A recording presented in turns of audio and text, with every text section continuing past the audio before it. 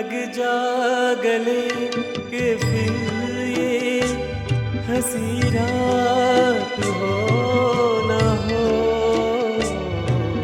शायद फिर इस जन्म में मुलाकात हो न हो।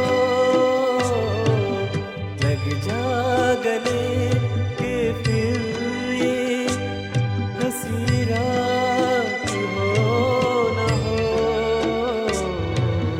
शायद फिर इस जन्म में मुलाकात हो न हो। लग जा गले हे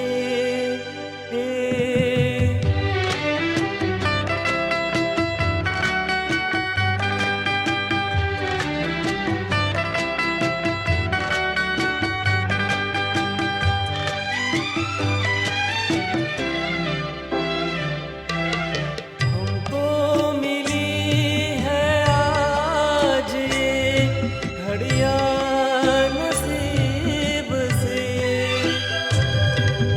हमको मिली है आज ये घड़ियां नसीब से।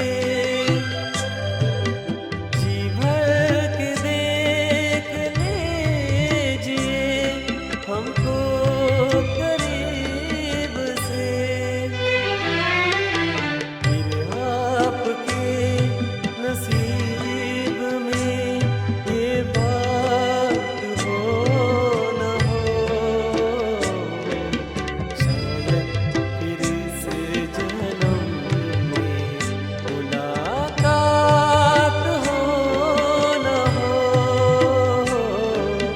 लग जा गले